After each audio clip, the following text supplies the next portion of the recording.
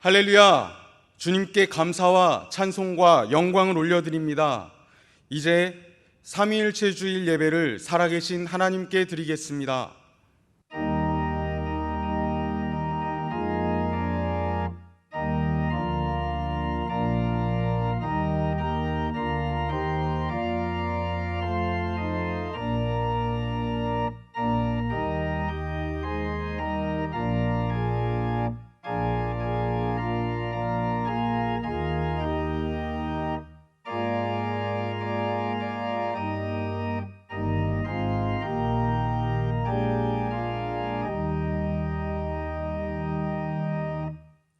주 안에서 항상 기뻐하라. 내가 다시 말하노니 기뻐하라. 아멘. 성부, 성자, 성령 삼위일체 하나님, 우리가 영과 진리로 예배할 때 홀로 영광 받으시고 우리 인생을 선하고 의로운 길로 인도하여 주옵소서. 오늘도 구원의 기쁨과 부활의 감격이 넘치게 하시고 큰 믿음과 능력을 주옵소서. 성삼위 하나님께만 온전히 영광을 올려드리오며 예수님의 이름으로 기원하옵나이다. 아멘.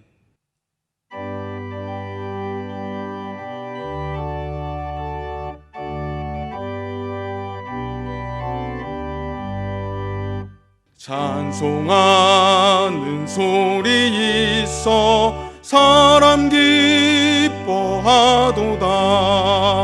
하늘 아버지의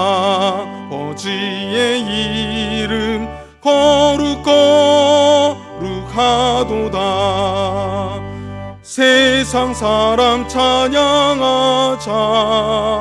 거룩하신 하나님께 할렐루야 할렐루야 할렐루야 아멘. 하나님의 나라 권세 영원토록 있도다. 하나님의 영광 나라 거룩하도다. 하늘 보좌 계신 주님 세상 주관하시도다. 할렐루야 할렐루야 할렐루야 아멘. 하나님의 크신 섭리 그 뜻대로 되도다. 우리 아버지의 뜻은 거룩하도다.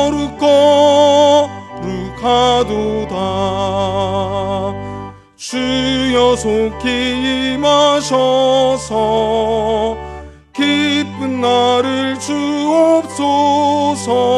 할렐루야 할렐루야 할렐루야 아멘. 아멘.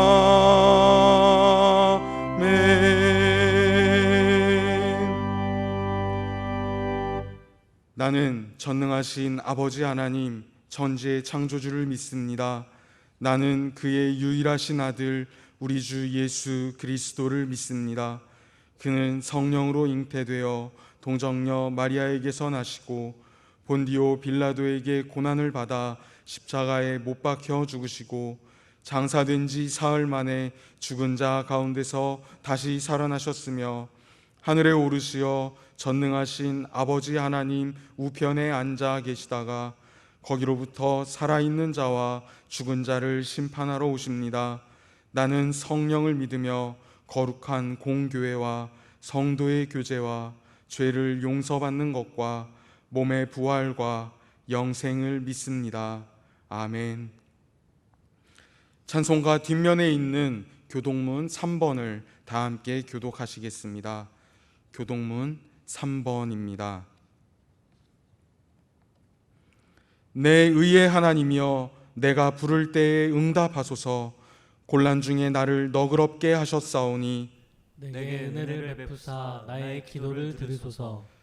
인생들아, 어느 때까지 나의 영광을 바꾸어 욕되게 하며 헛된 일을 좋아하고 거짓을 구하려는가. 여호와께서 자기를 위하여 경건한 자를 택하신 줄 너희가 알지어다. 내가 그를 부를 때에 여호와께서 들으시리로다. 너희는 떨며 범죄하지 말지어다. 자리에 누워 심중에 말하고 잠잠할지어다. 의의 제사를 드리고 여호와를 의지할지어다. 여러 사람의 말이 우리에게 선을 보일 자 누구뇨 하오니 여호와여, 주의 얼굴을 들어 우리에게 비추소서.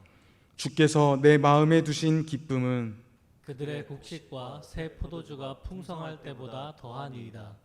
내가 평안히 눕고 자기도 하리니 나를 안전히 살게 하시는 이는 오직 여호와이시니이다. 아멘.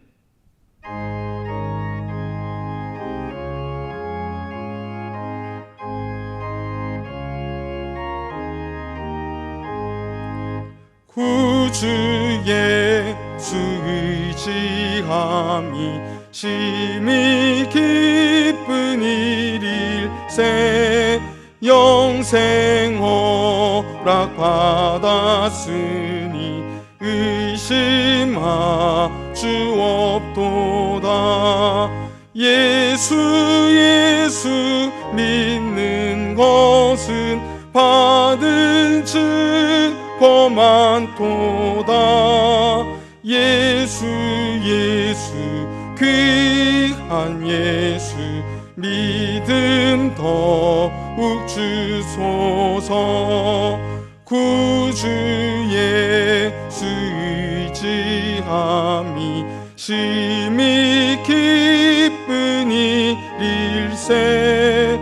주를 믿는 나의 마음 그의 피에 적시네.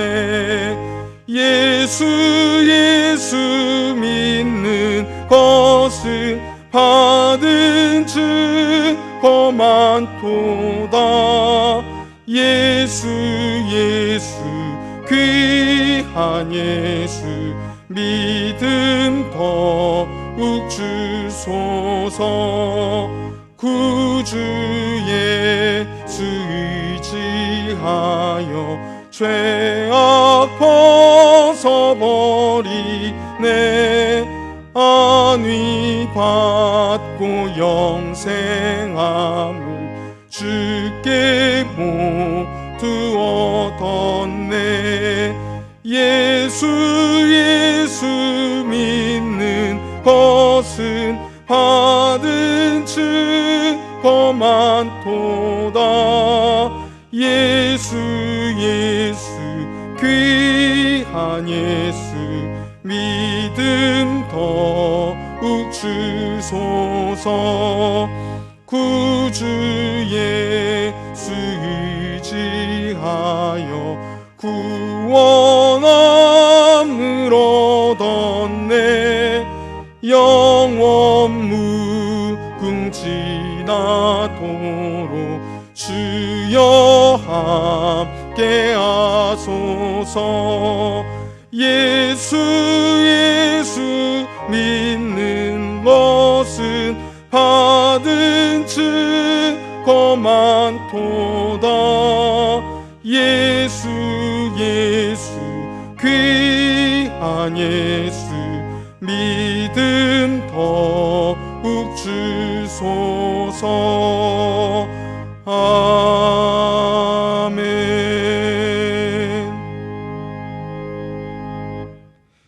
이 시간에는 공동 기도문으로 함께 기도합니다. 우주와 인간 역사의 주관자가 되시는 하나님 아버지, 그 오묘하신 섭리와 은혜를 감사드립니다. 언제나 긍휼을 다함없이 베푸시는 하나님의 사랑으로 온 인류가 살아왔음을 이 시간도 고백하며 찬양합니다. 전 세계적으로 신종 코로나 바이러스로 말미암아 육체적 고통과 경제적 어려움을 당하고 있는 온 세계 만민들을 구원하여 주옵소서. 그동안 인류가 하나님의 계명과 뜻을 잃어버리고 인간 중심으로 인간 만사를 해결해 왔음을 고백하오니 인간의 교만과 무지를 인정하고 하나님의 선하신 손길을 바라보게 하옵소서. 국내외에서 활동하는 의료진들과 방역진들의 수고를 기억하고 저들에게 특별히 영육 강건함을 허락하여 주옵소서. 사랑하는 이와 가족을 잃어 허망한 가운데 있는 사람들을 위로해 주시고 다시금 삶의 의미와 용기를 되찾게 하여 주옵소서. 역병으로 인해 두려움과 불편함을 호소하는 사람들에게 천국의 평안과 소망이 충만하게 하옵소서. 이 일을 통하여 인간의 교만이 꺾이고 하나님의 위대하심이 온 누리에 증거되게 하옵소서. 예수님의 피로 사신 교회들이 더욱더 진리로 무장하여 하나님과 사람들 앞에 진실하게 하시고 선한 영향력을 세상에 나타내게 하옵소서. 이 시간도 말씀을 들고 외치는 종에게 이 시대에 필요한 말씀으로 선포하게 하시고 온 성도가 은혜 받고 새 힘을 얻게 하옵소서. 예수님의 이름으로 기도하옵나이다. 아멘.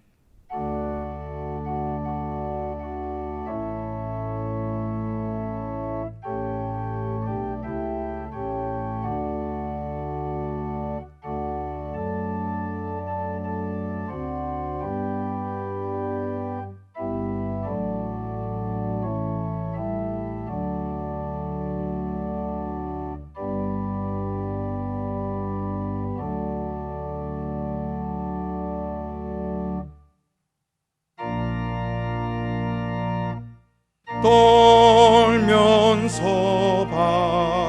바치는 이 작은 예물도 주님은 귀하게 받으시리.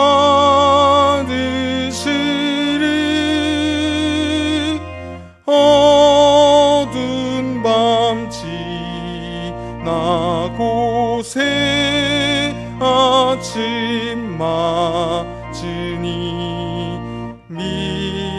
믿음과 소망을 늘 주시리.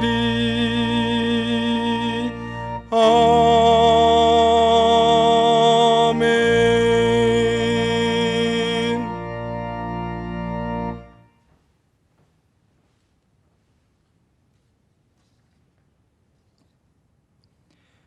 우리의 필요를 아시고 공급해 주시는 하나님 아버지, 날마다 일용할 양식으로 인도하시고 주님 안에서 소망 중에 살 수 있게 해주심을 감사합니다. 매일 매 순간 하나님의 은혜가 아니고서는 우리가 생존할 수 없음을 고백합니다. 은혜의 주님, 이 시간도 물질뿐 아니라 우리의 시간과 마음과 정성을 다해 주님을 드립니다. 적은 물질이지만은 쓰여지는 곳곳마다 십자가 사랑의 역사가 일어나게 하시고 주님의 영광이 나타나게 하옵소서. 11조 예물을 비롯하여 주일 예물과 감사와 선교와 구제와 강단 꽃꽂이와 일천번제와 건축 예물을 드리오니 연락하여 주옵소서. 자녀들의 삶과 생업과 일터에 들어가도 나가도 내리시는 복을 받게 하시고 이웃에게도 후한 마음을 주옵소서. 우리 주 예수님의 이름으로 기도하옵나이다. 아멘. 할렐루야. 성도 여러분 반갑습니다. 교회 소식 알려드립니다. 삼위일체 주일 오늘 지키게 되었습니다. 또 성삼위 하나님을 기억하고 영광 돌리시기 바랍니다. 주일 예배는 1, 2, 3, 4부로 본당에서 드리고 있습니다. 현장 예배로 오시는 성도님들은 마스크 하시고 또 열 체크하시고 또 손 세척하신 후에 입장하셔서 예배 드리시면 되겠습니다. 혹시 감기 증상이 계시면은 가정에서 예배 드리시면 되겠습니다. 오늘은 6월 첫째 주일입니다. 그래서 주일 찬양 예배는 가정에서 가족별로 가정 예배로 함께 드려주시기 바랍니다. 전성도 방문 신방 중에 있습니다. 각 가정을 이렇게 문 앞에서 뵙고 또 안부도 묻고 기도합니다. 그렇게 해서라도 우리 성도님과 좀 서로 만나고자 합니다. 함께 해주시기 바랍니다. 교회학교 예배는 당분간 방송 예배로 대체합니다. 정오 기도회가 매일 있습니다. 함께 참여해 주시기 바랍니다. 오늘 정기 당회가 2부 예배 후에 목양실에서, 정기 재직회가 3부 예배 후에 본당에서 있겠습니다. 교우 동정 가운데 새가족 수료하신 김성훈 이현숙 집사님 축하드립니다. 또 141구역의 안종윤 집사님, 김정민 집사님 가정 경양 아파트로 이사하셨습니다. 이상입니다. 오늘 우리에게 주시는 하나님의 말씀은 요한복음 2장 1절로 11절까지의 말씀입니다. 신약성경 145페이지에 있습니다. 하나님의 말씀을 봉독하겠습니다. 사흘째 되던 날 갈릴리 가나에 혼례가 있어 예수의 어머니도 거기 계시고 예수와 그 제자들도 혼례의 청함을 받았더니 포도주가 떨어진지라 예수의 어머니가 예수에게 이르되 저들에게 포도주가 없다 하니 예수께서 이르시되 여자여 나와 무슨 상관이 있나이까 내 때가 아직 이르지 아니하였나이다. 그의 어머니가 하인들에게 이르되 너희에게 무슨 말씀을 하시든지 그대로 하라 하니라. 거기에 유대인의 정결 예식을 따라 2-3통 드는 돌 항아리 6이 놓였는지라. 예수께서 그들에게 이르시되 항아리에 물을 채우라 하신즉 아귀까지 채우니 이제는 떠서 연회장에게 갖다 주라 하시매 갖다 주었더니 연회장은 물로 된 포도주를 맛보고도 어디서 났는지 알지 못하되 물 떠온 하인들은 알더라. 연회장이 신랑을 불러 말하되 사람마다 먼저 좋은 포도주를 내고 취한 후에 낮은 것을 내거늘 그대는 지금까지 좋은 포도주를 두었도다 하니라. 예수께서 이 첫 표적을 갈릴리 가나에서 행하여 그의 영광을 나타내심에 제자들이 그를 믿으니라. 아멘.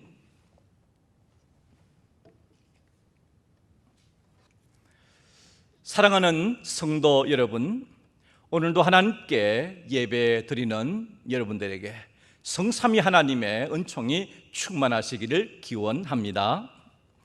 로버트 풀검이라고 하는 사람이 있는데 이 사람은 제 장례식에 놀러 오실래요? 라는 책을 지은 바가 있습니다. 잔치집이면 그럴 수 있겠는데 자기 장례식에 놀러 와달라고 이렇게 하는 모습을 볼 때 좀 특이하다는 생각이 듭니다. 이 책은 한 사람이 출생에서 죽음에 이르기까지에는 계속하여 축제적인 성격이 있다라고 보는 거죠. 출생을 축하하고 생일을 축하하고 졸업을 축하하고 결혼식을 축하하고 동창회 모여서 또 함께 기뻐하고 그리고 장례식까지도 그렇게 보는 거죠. 이렇게 사람들은 태어나서 죽을 때까지 의식과 의례로 연결되는 삶을 살아가고 있다는 겁니다. 하나님께서 사랑하시는 성도 여러분, 우리는 살아오면서 압니다. 삶의 여정 속에 기쁜 일보다는 슬픈 일, 형통한 날보다는 불통한 날, 그리고 성공보다는 실패한 날이 많음을 말입니다. 그래서 웃을 날이 별로 없고 우수사려가 계속해서 이어지고 있다는 것 말입니다. 주님은 근심하지 말라, 염려하지 말라, 두려워하지 말라 하는데도 말씀의 교훈과는 반대로 근심 걱정하며 살아오고 있는 내 자신을 발견하게 되죠. 이것은 믿음이 없어서가 아니라 사람이 다른 동물들과는 달리 생각이 많고 다차원적이어서 그렇습니다. 철학적이고 또 사회적이어서 그렇습니다. 사람이 모여 살다 보니 야생에서보다는 더 도시를 이루어 살게 되니 경쟁이 심해서 아주 치열한 삶을 살아오게 되고 그런 가운데 강한 텐션으로 늘 삶이 자유롭지 못한 것을 알게 됩니다. 그 결과 여타 동물들과는 비교가 되지 않을 만큼 탁월한 문명을 발전시켜 오지요. 거대한 과학적 진보를 이루게 되고 그리고 지구를 넘어서 우주에까지 관심의 폭을 넓혀서 진행하고 있습니다. 문제는 이러한 과정을 살아올 때에 사람이 긴장하고 쉼없이 일하고 또 스트레스가 극심하다는 것을 압니다. 이것이 참으로 우리에겐 중대한 문제입니다. 누구든지 저녁이 있는 삶, 여유 있는 삶, 이웃의 너그러운 삶을 원하지만은 지나온 삶은 결코 그렇지 못하더라라는 겁니다. 아마도 우리가 진정으로 원하는 삶을 일생 달려갈 때에 혹시 못 살 수도 있지 않겠나 생각합니다. 그렇다면은 우리는 매일매일 만나는 일상의 삶을 될 수 있는 한, 할 수 있는 한 긍정적으로 생각하고 기쁘게 삶을 대해보자라는 겁니다. 앞서 말했던 것처럼 비에 젖어 칙칙하게 검은 옷이 내 몸에 감겨오는 것처럼 장례식도 참으로 제 장례식에 놀러 오세요라고 말할 수 있다라면 우리는 얼마나 행복한 삶이 될 수 있을까? 무겁고 엄숙한 장례식보다도 눈부신 햇살을 맞으면서 파란 양탄자 같은 잔디 위에 파티를 벌이는 사람들의 모습처럼 나의 장례식조차도 또 하나의 기쁨과 소망을 다른 사람에게 나타낼 수 있다면 이것도 좋은 것이 아닌가라고 하는 겁니다. 성도 여러분, 그래서 이렇게 제의를 드려봅니다. 장례식을 집전할 목사에게 말입니다. 목사님, 저의 장례식은 너무 무겁게 제발 하지 마시고 기쁜 찬송, 웃음과 박수로 잔치집처럼 해주세요. 이렇게 미리 부탁드려 놓으면 어떨까요? 가령 미리 장례식에 낭독될 편지를 준비해서 낭독하게도 해보는 겁니다. 이 자리에 오신 여러분 참 고맙습니다. 지금까지 저는 멋진 인생을 살아왔습니다. 저에게 베풀어준 모든 고마운 분들께 감사를 드립니다. 죽음이란 천국의 문을 여는 과정인 줄 알기에 저는 주저없이 그 문을 엽니다. 멋진 새 구두를 신고 펄짝펄짝 춤추며 떠날 겁니다. 그러니 여러분들도 슬퍼하지 마시고 축하해 주십시오. 잠깐 후에 그곳에서 다시 만나요. 모두에게 안녕을 빕니다.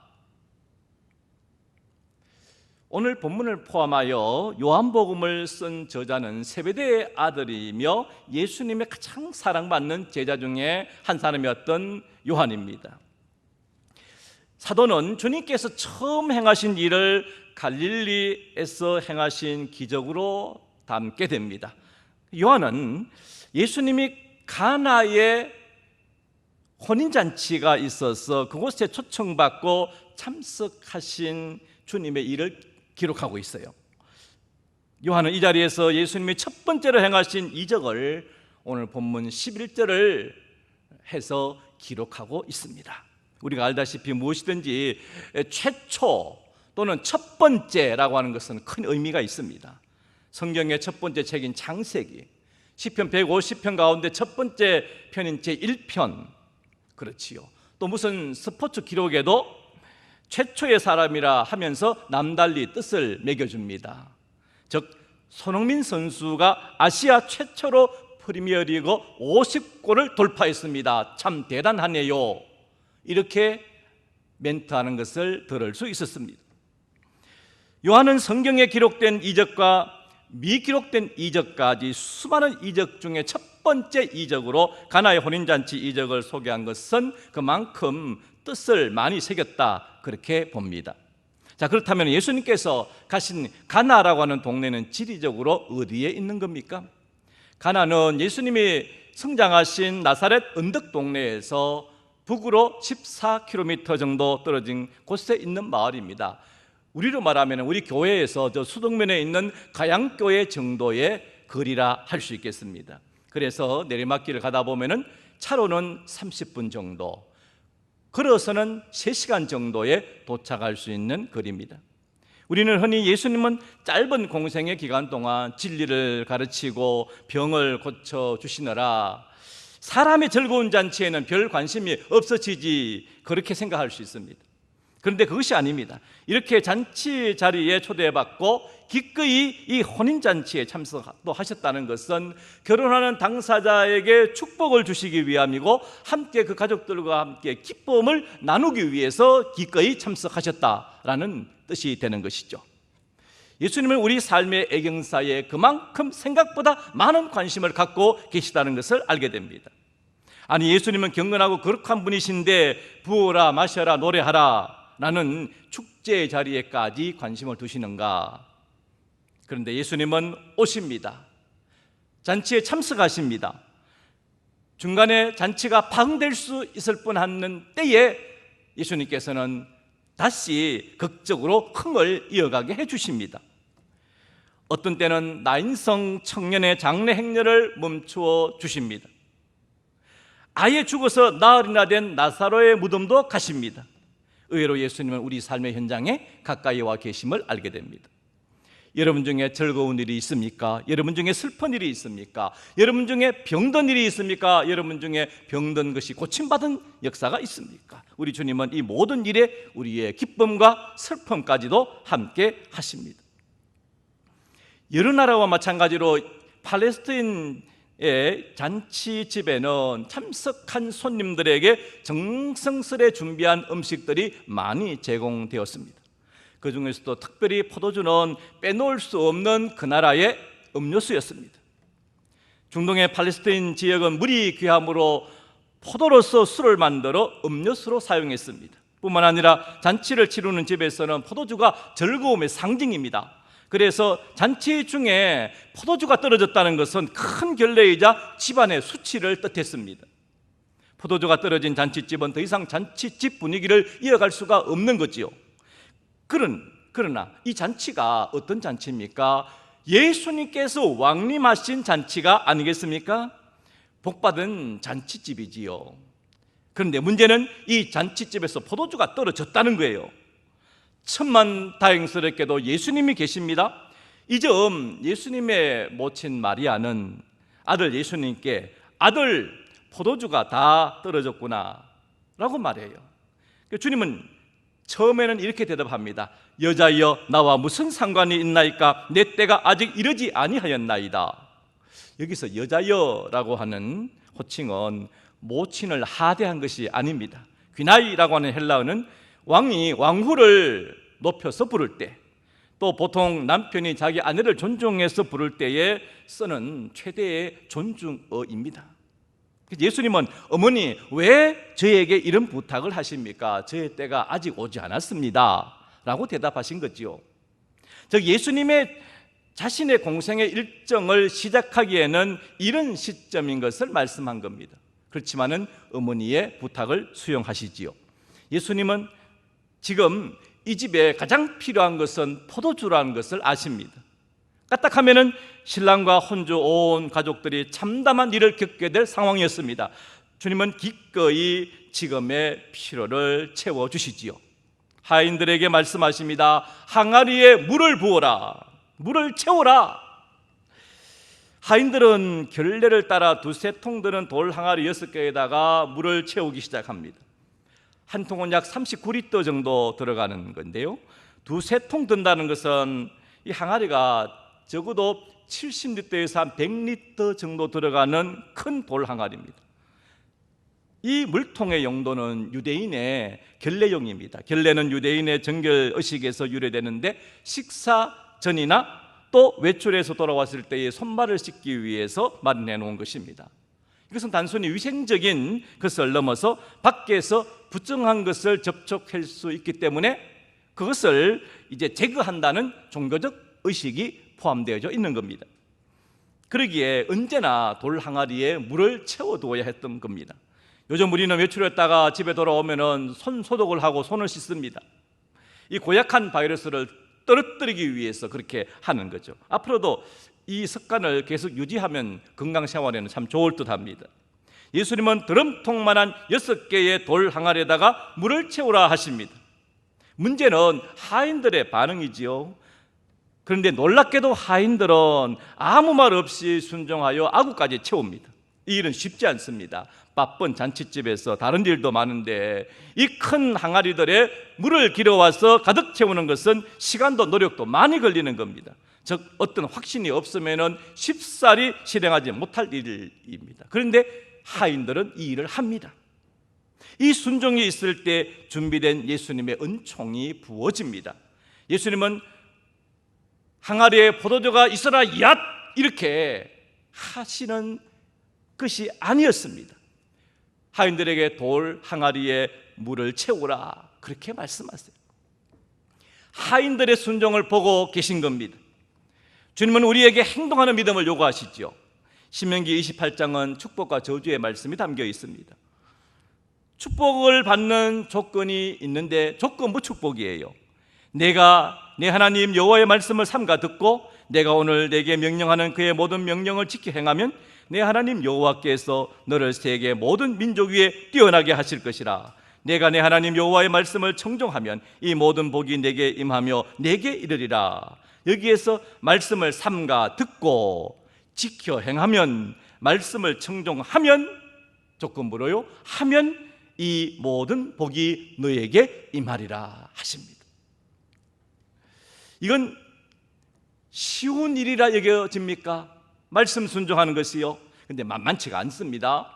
자, 광야를 다 이제 거쳐 나오면서 이스라엘 백성들이 약속의 땅에 들어가기 위해서 정탐꾼을 12를 보내게 됩니다. 그런데 10 정탐꾼은 안 되겠다, 우리는 끝장났다 하는데 2 정탐꾼만이 믿음으로 우리는 들어갈 수 있다 하지요. 그런데 대다수의 백성들은 다 10 정탐꾼이 보고하는 부정적인 보고를 받고 끝을 냅니다. 여러분, 우리가 그 자리에 있었으면 2 정탐꾼의 믿음 어린 보고를 수용할 수 있을까요? 쉬운 일이 아니다라는 것을 알게 됩니다. 그래서 지금 하인들은 순종을 해야 되는데 하인들이 순종이 있으면 이 집안에 복을 부르게 되고 나중에 참으로 결혼하는 그 신랑에게 큰 칭찬을 들을 일입니다. 그런데 문제는 30대 초반에 젊은 청년 예수의 말을 나이든 하인들이 듣고 순종하기가 결코 쉬운 일이 아니다라는 거죠. 그런데 하인들은 참으로 이 일을 행합니다. 물을 붓기 시작합니다. 이런 과정을 통해서 물이 변하여 포도주가 되는 거죠. 어떤 이는 그렇게 궁금해합니다. 이 물이 언제 포도주로 변했을까? 물을 뜨고 가는 그런 중간이었을까? 아니면은 하인들이 이제 손님에게 잔에 붓기 시작할 그때에 변했을까? 근데 그것은 별로 크게 중요하지가 않습니다. 문제는 물이 포도주로 변했다는 겁니다. 요한복음 3장에서 예수님은 밤중에 찾아온 니고데모에게 사람이 거듭나지 않냐면 하나님의 나라를 볼 수 없느니라 하십니다. 그럼 어떻게 되는 것이 거듭나는 것이고 중생일까요? 그것은 물이 포도주가 되는 것과 같습니다. 죽음에서 영생으로 옮겨지는 겁니다. 물이 포도주가 되려면 예수님의 능력과 은혜가 꼭 들어가야 됩니다. 거듭남은 이와 같습니다. 마치 바람이 어디서 왔다가 어디로 가는지 알지 못하는 것처럼 성령으로 난 사람도 이와 같다 그랬습니다. 물이 포도주로 바꿔주는 이적은 우리의 삶을 극적으로 바꾸시는 하나님의 은혜를 가장 상징적으로 잘 표현해 준다 하겠습니다. 사랑하는 성도 여러분, 신앙은 이해되어져서 믿기보다 믿으면 이해가 되어지기 시작합니다. 태초에 하나님이 천지를 창조하시니라, 이 말씀이 이해되어져서 믿는 것이 아니라 믿음으로 받아들여질 때에 믿겨지게 되는 것입니다. 동정녀의 몸에서 예수님이 잉태되어졌다는 사실, 그것도 성령으로 잉태되어졌다는 사실은 이해되어져서 믿는 것이 아니라 이 말씀을 믿음으로 믿음이 시작되는 것입니다. 저는 설교를 준비할 때 항상 논리를 늘 의식하며 준비합니다. 설교에 논리가 서지 않으면 듣는 사람들이 혼란을 겪기 때문에 그렇습니다. 그런데 예수님의 말씀은 논리가 정연해서 믿는 것이 아니라 말씀이 믿어져서 순종하는 겁니다. 예수님의 말씀은 때때로 이와 같이 초논리적인 말씀이 나옵니다. 여호수아가 논리적으로 이해가 되기 때문에 여리고성을 뱅글뱅글 돌았을까요? 논리적이어서 전쟁할 때에 태양아 달아 너는 거기에 머무러라 할 수 있었을까요? 다니엘이 논리적이어서 굶주린 사자 굴 속에 떨어졌을 때에 그가 살아난다 할 수 있었을까요? 그 친구들이 논리적이어서 7배나 뜨거운 풀무불에 던져질 때에 하나님께서 건져주신다 할 수 있을까요? 때때로 신앙은 초논리적입니다. 오늘날 주님께서 우리의 믿음을 요구하실 때에 논리가 정연하고 충분히 이해되어져서 순종하는 것이 아니라 주님의 말씀이기에 순종할 것을 요청하십니다. 이렇게 할 때에 우리의 잔치집에 영을 이어갈 수 있는 축복을 받을 수 있게 되는 것이죠. 믿음은 때때로 초논리적, 초자연적 은혜의 사건으로 경험되어집니다. 지난주일은 성령 강림 주일로 지켰습니다. 성령을 충만히 받은 사람만이 그 은혜가 어떻다라는 것을 알 수 있습니다. 여러분, 신앙은 상식적인 부분도 논리적인 부분도 틀림없이 있습니다. 그러나 때때로 상식을 초월하는 경우도 있게 됩니다. 베드로는 갈릴리 호수에서 주님께서 이리로 오라 하시는 음성을 듣고 믿음의 발을 그 호수 물 위에 딛기 시작했을 때에 그도 주님처럼 물 위를 걷는 남자가 됩니다. 이처럼 예수님은 우리의 이해 범위를 초월한 분이시기도 합니다. 성경은 상식 너머의 하늘의 소식을 담은 생명의 복음입니다. 성경을 내가 학교에서 배운 지식 체계로 이해하려고 들지 말고 하인들이 믿고 순종하는 심령으로 성경을 믿고 따르시기 바랍니다. 거기에 필시 주님의 인적이 기다리고 있을 겁니다. 기억합시다. 예수님이 아닌 다른 사람이 베드로야 물 위로 걸어오느라 할 때에 그대로 따른다면 틀림없이 물속에 빠지게 되어져 있습니다. 포인트는 주님께서 오느라 가라 하라 라고 하시는가 라는 말씀입니다. 오늘 잔치자리에서 물이 변하여 포도주가 되는 것을 가장 먼저 본 사람들은 하인입니다. 순종한 하인들입니다. 물돈 하인들은 알더라. 성경에 그렇게 기록되어져 있습니다. 하나님의 세계는 하나님을 만난 사람만이 알 수 있습니다. 그렇습니다. 하나님의 은총은 순종하는 사람만이 알게 됩니다. 그 말씀을 행동으로 옮기는 사람이 누리는 은총이 따로 있습니다. 사랑하는 성도 여러분, 하나님은 어제나 오늘이나 영원토록 살아계시고 동일하십니다. 임마누엘 하나님이십니다. 이 하나님을 변함없이 믿고 은총으로 살다가 종래 천국 꼭 들어가시는 성도들이 다 되시기를 간절히 주님의 이름으로 기원드립니다. 기도하시겠습니다. 능력의 주님, 사랑의 주님, 우리 삶의 현장에 오셔서 마음껏 복 주시고 함께 해주신 그 은혜를 생각할 때마다 감사를 드립니다. 우리의 남은 생에 오직 주님만 의지하고 믿음으로 살아가게 하여 주옵소서. 우리 주 예수님의 이름으로 기도하옵나이다. 아멘.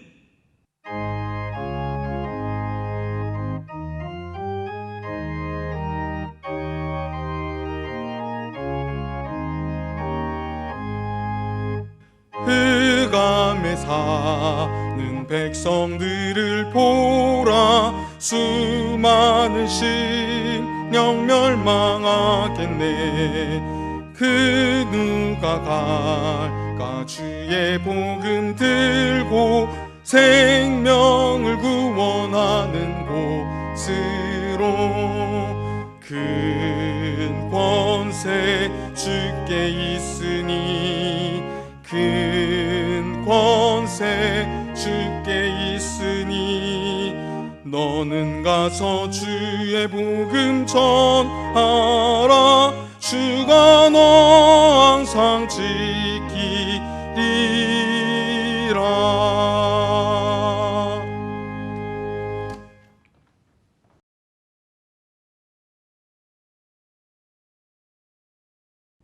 우리 주 예수 그리스도의 크신 은혜와 하나님 아버지의 지극하신 사랑과 보혜사 성령 하나님의 감화 감동 교통하여 주심이 오늘 예배를 드리는 모든 주의 자녀들 위에, 한 주간의 삶의 계획 위에, 남북한 계례와 세상 모든 민족 위에 지금부터 영원토록 함께 하시기를 간절히 축원하옵나이다. 아멘.